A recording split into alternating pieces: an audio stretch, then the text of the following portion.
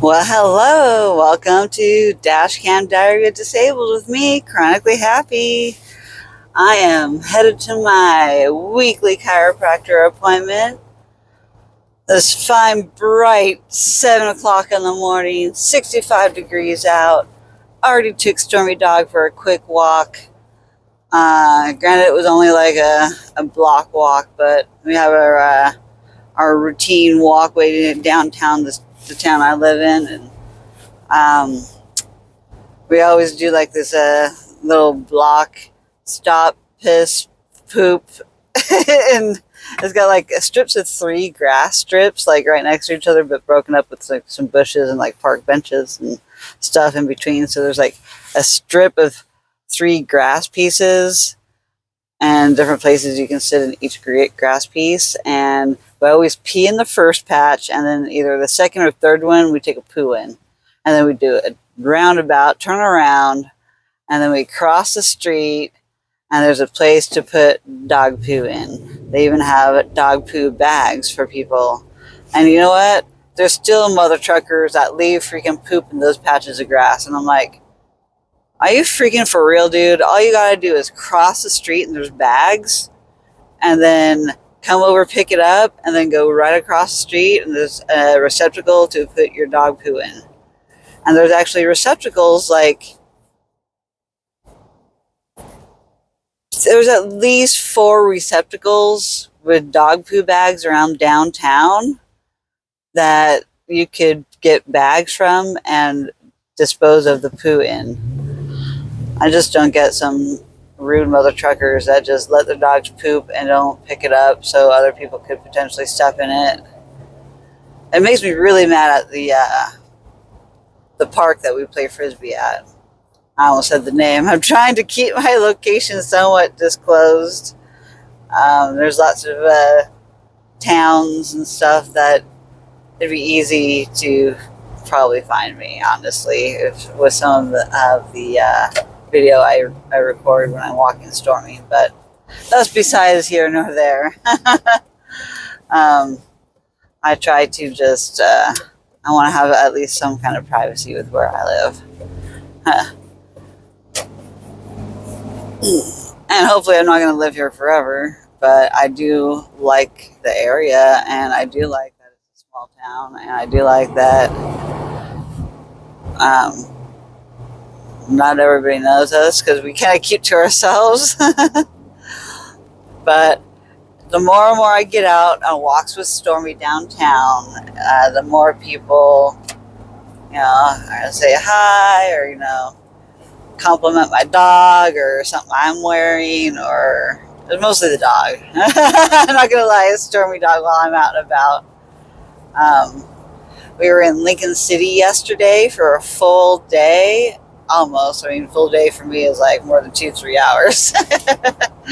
My disabledness, man, I can't just go for an outing without being fully prepared. And my family absolutely has zero patience. When they are ready to go, they are ready to go, and they're like, F you if you aren't ready, and you better get your butt and gearing out the door.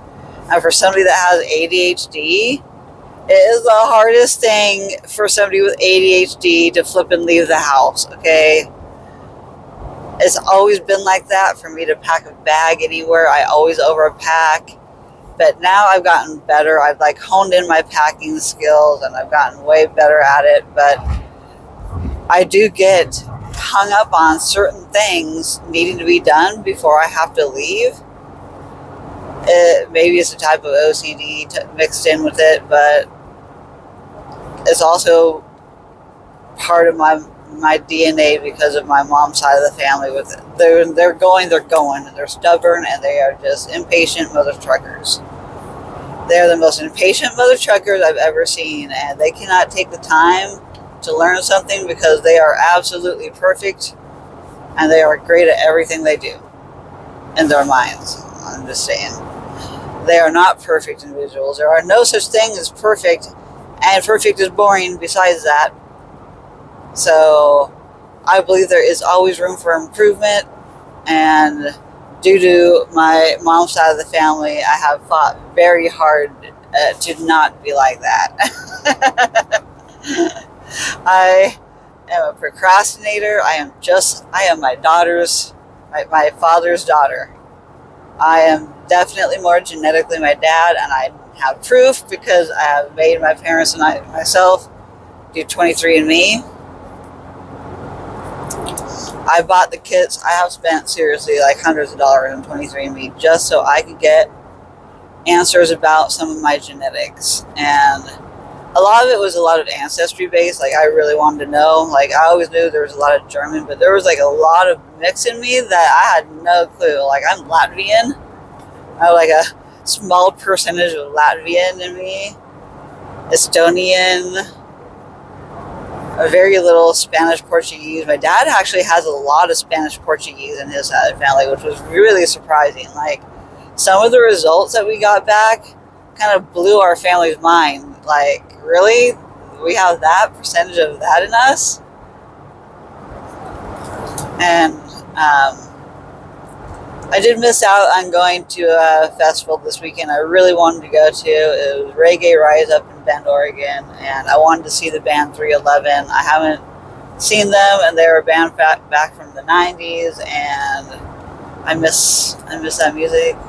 And plus, Dirty Heads, they are so fun to listen to. I don't listen to just EDM music, but that is what I'm gearing my listening ears to this summer as I get back into raving again.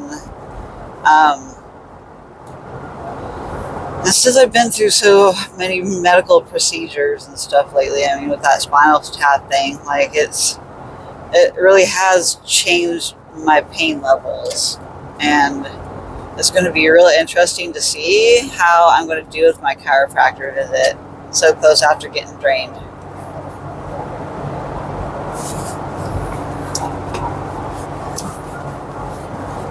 And what's even better is I didn't even have to wait a full week, although I was slightly already out of alignment before I had gotten drained. So when I get aligned today, it's going to be really interesting to see how long it holds with less spinal fluid. And it also, you know, I wish I could be more of a guinea pig, and I wish that I could have a neurosurgeon measure my spinal fluid to find out how fast it comes back, because I have a feeling it comes back really fast because my body makes too much. And I already feel my body getting back into its old pain pattern again. It is just wired into this body. I don't know what other kind of trauma I need to release in order to not have this residual pain, but a lot of just biomechanical issues that are wrong in my body. It's not just a matter of this is psychological pain. I mean, of course, I have some. I think everybody in life has some, to some degree. And that's why I say nobody is perfect and everybody has room for growth. And I don't see why people are so hung up on growth. What is wrong with growth? A lot of people view it negatively, like change. People view change negatively. And our brains are neuroplastic. They can warp and mold, and there's so much we can do for inner work to help calm our souls and our bodies and the energy that flows throughout our body. There's a lot we can do for ourselves. And I am nowhere near perfect, and I have a lot of growth to go through still. I finally feel like I'm starting to be back to my old self, honestly, since I got drained. I'm like, this is what it felt like before I got really, really disabled. This was like the tea dream feeling of disabledness. So my body is basically on hyperdrive, and have not quite found the medicine to calm it down. to make it stop doing this physiologic effects of too much spinal fluid. I have to research those medications and ask my doctor to start it. And I am one that is very anti-medication. I hate pills. I do not want to take pills anymore. I have been through opioid addiction and I'm on the other side of it. I can say no, and I don't need to have an opioid, but I do need my other pain management medication that helps people get off of opioids. It was for a little while a mental addiction because of the pain that it stopped temporarily. But when it came back full force. And opioids are just not the answer for long-term pain management. They're just not. The breakthrough in pain management meds with having Suboxone, which is given a bad name for people that are addicts. People hear the word Suboxone and they instantly think hardcore drug addict, and I was on opioids for 12 plus years because we didn't know where my pain was sourced from. Now I know where it's sourced from, and now I can do other modalities to help my pain because I know the source. Knowing the source and the reason of why you have pain, and there's an explanation for everything that I feel, I am validated, and I am completely blown away in the advancements of the medication that they have that can help people like me who will always be on some kind of pain management. Always. I will probably never get off of it. Realistically, I will probably never get off of these meds. So, no more partying for me in the sense of doing anything else. I know that rave culture is associated with hardcore stuff, but I do not partake. And I actually saw a post on Facebook yesterday about, does anybody ever go to raves and doesn't do substances? And I'm like, me? I get high off the music and I like to dance. Dance is movement. Movement is good. Movement helps release stress and release all kinds of things that you didn't even know you needed released. I was very self-conscious about feeling like I looked stupid dancing. I always felt very self-conscious about everything in life. Not to be honest. It wasn't until I've gotten into my 30s and 40s that I'm actually confident in my own skin, even though I don't like my own skin because it's a faulty meat suit. I have a defective body and I just have to deal with it. And I am accepting of it. It sucks.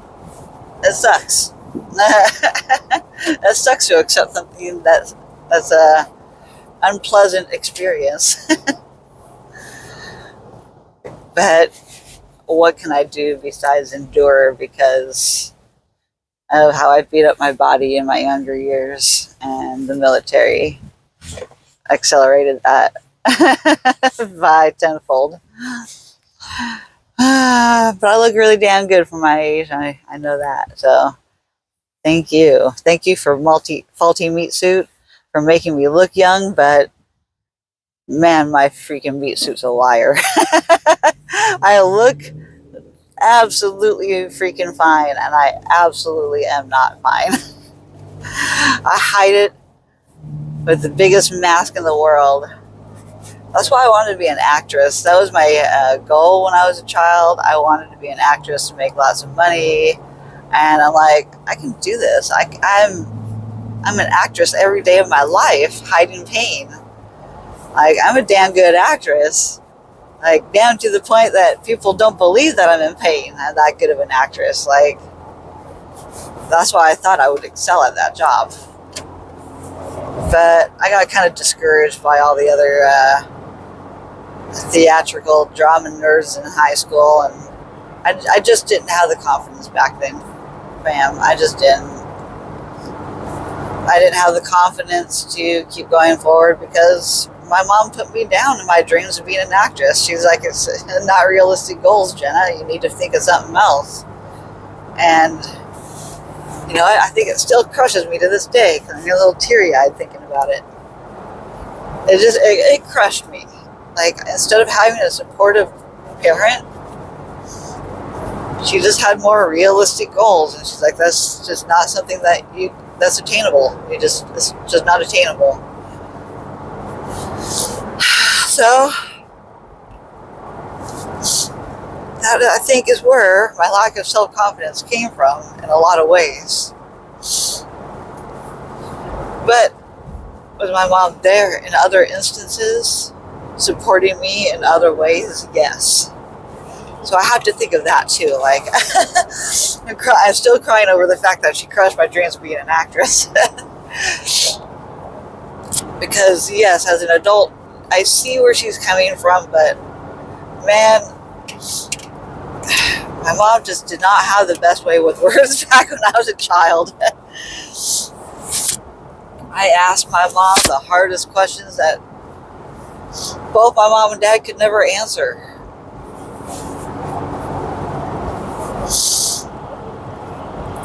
And it took my entire life to finally answer myself. Why am I so different? I'm neurospicy. That's part of it.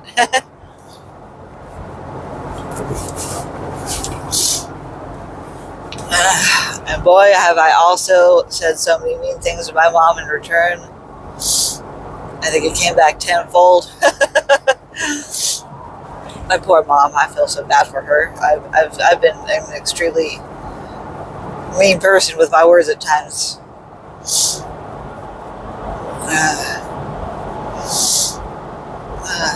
I'm all choked up right now. Maybe that's the trauma I needed to release, partially. The trauma of my mom ruining my childhood dreams of being an actress. But here I am in a digital age, and I don't have to act. I can just be myself. I can be myself on my channel. And that makes me feel so happy. I'm happy to share my life with all of you. So hopefully others may not experience what I have, and maybe they can get diagnosed earlier in life. I haven't done too many educational videos. It's been more personal blogging, video blogging, vlogging. But that is why I feel like I'm getting to be more full circle in my dreams and goals in life, you know, from changing up from being wanting to be an actress and playing different roles of different people to playing myself for you all. Share my experiences, share my stories, share my thoughts and ideas and opinions. Everybody has one. I would encourage anybody to do this. It is so therapeutic for me to just have this conversation with you, even though nobody is replying back to me. It makes me feel good, and I am motivated. And sometimes making a video motivates me to get the thing done that I've been trying to get done forever. Like my boring veteran video, I mean, that was a boring video. Like, I'm not gonna lie, I know that. I know it's not gonna get that many views. But if people are all curious about who I am, and they go through every single one of my videos, then you really do get to paint this picture of really who I am as a person, and how much I struggle with every day without trying to be having the victim mindset. I try to be mindful of others and what others are experiencing around me, while simultaneously watching out for myself and having my own self-love and care. Taking care of yourself. That's what I aim to inspire, is take care of yourself. You only have one body, and once it's faulty, once it's jacked up, it is jacked up. And you know, it was so great to spend time with my cousin. It felt like old times when I got to see her earlier this week when I stayed at her house the night before I got my spinal tap. It felt like old times, and it felt good. I only had one moment of crying. I try not to get too emotional around her. She's not a crier. She feels uncomfortable around people that cry. She doesn't know how to. She's neurospicy. She doesn't know it. She doesn't see it because she doesn't present with typical signs. But she's definitely neurospicy too. Her brother is. He's accepted it. He's learned, and he's now accepted himself as who he is. But it's the people around us that don't get it. It's our family. Our family, like I said, on my mom's side, it's just, there's a lot of different mental health components and generational trauma that has affected my mom's side of the family. My mom's side grew up in poverty. To be where my mom and dad are today, my dad didn't come so much from poverty. It's not like they were rich, but they were farmers. They grew up in agriculture, and they worked hard.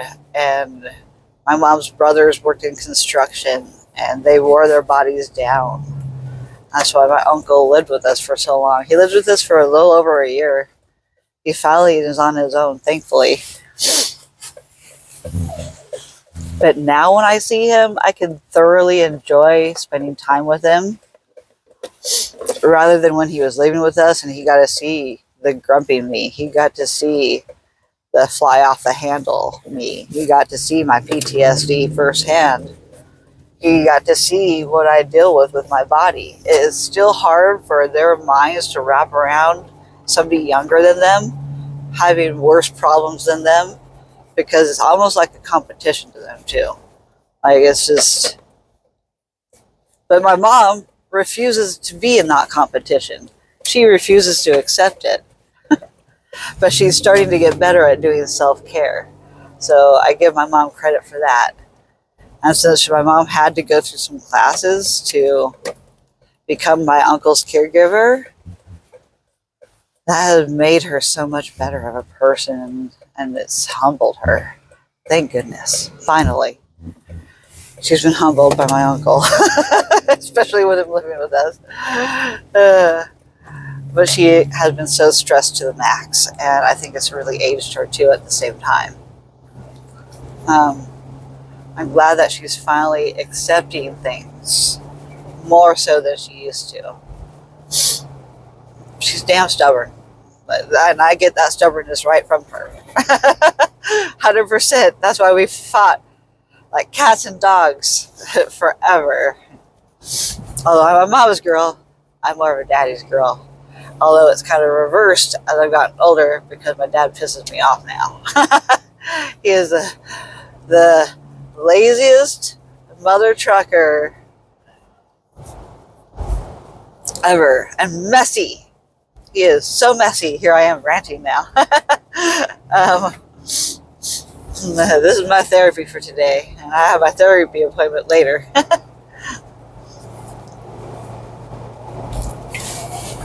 So, whether I'm in the same kind of mood this afternoon when I have my appointment or not, that's to be, I don't know. I hope it's not going to be in my mood later, because I got to be able to deal with meeting up with my friend. I got a busy day today, potentially. I may be getting my trailer fixed today. I may be getting my tent on top of the FJ. I am moving my tent from my trailer to the top of my FJ if it freaking works. I am so excited.